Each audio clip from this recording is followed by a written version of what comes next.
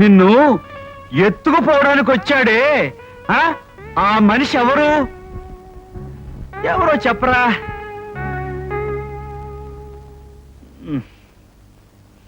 Nonsense. నాకొస్తున్న కోపానికి don't you irritate me Ranjith. After ఒక చిన్న కుర్రాన్ని మన దారి నుంచి తప్పించడానికి కుదరలేదంటే you should be ashamed of yourself. ఆ ప్రయత్నంలో నువ్వు ఇంకా ఇంకా ఎక్కువ మంది కనిపించి మనల్ని పాతి పెట్టడానికి ఓ పెద్ద గొయ్యి తవ్వించడానికి సహాయపడుతున్నావు.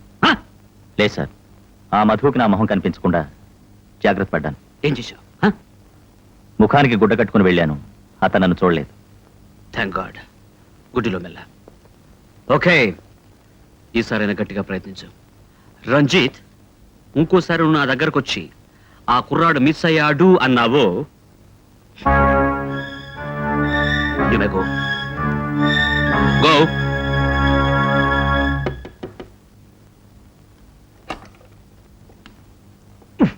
బాబోయ్. Hello hello.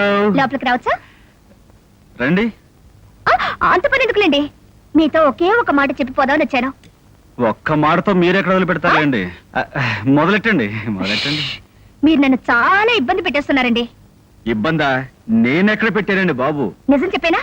చెప్పండి. రాత్రి మీరు నన్ను క్షణం కూడా నిద్రపోనివ్వలేదు. నేనేం చేశానండి బాబు? రాత్రి నా మానం నేను ఇదిగో ఈ బెడ్రూమ్ లోనే తలుపులు వేసుకుని మరీ పడుకున్నాను. మీరు తలుపులు వేసుకున్నా నా తలుపుల్లోకి వచ్చేశారు. మీరు నేను కలిసి తాజ్ మహల్ దగ్గరికి వెళ్ళినట్టు కలొచ్చింది. ఆ తాజ్ మహల్ దగ్గర మీరు నేను. ప్లీజ్, మీరు మళ్ళీ తాజ్ మహల్ గురించి ఎత్తకండి. మీరు ఆ విషయం ఎత్తితే ఇప్పుడప్పుడే ఆపరు. ఈలోగా నేను సైకిల్ వేసుకుని ఆగ్రా వెళ్ళి తాజ్ మహల్ కట్టిన షాజహాన్ తో మాట్లాడి మరీ రావచ్చు. ప్లీజ్. చాలండి, అలా కల్లోకి వచ్చి ఇబ్బంది పెట్టేయడమేనా? చూడండి, అదేదో నాకు తెలియకుండా జరిగిపోయి ఉంటుంది. ఇక మీద అలా జరగకుండా ప్రయత్నిస్తాను. రోజు అలా రమ్మని అడుగుతున్నాను.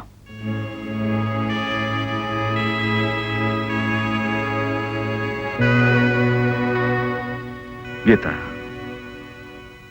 I should tell you something. ఏమిటి?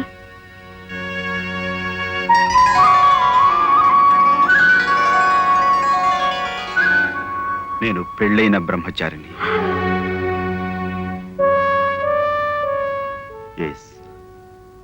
అందుకే నా మీద ఆశలు పెంచుకోవద్దని నా సలహా.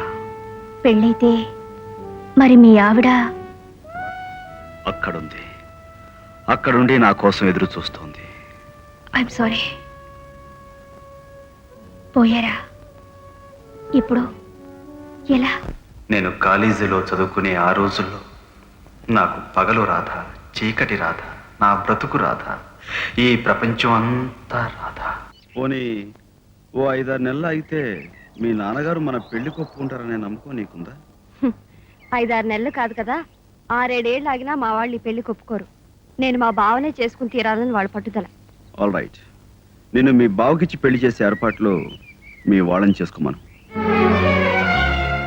మధు, మన పెళ్లి ఏర్పాట్లు మనం చేసుకుందాం.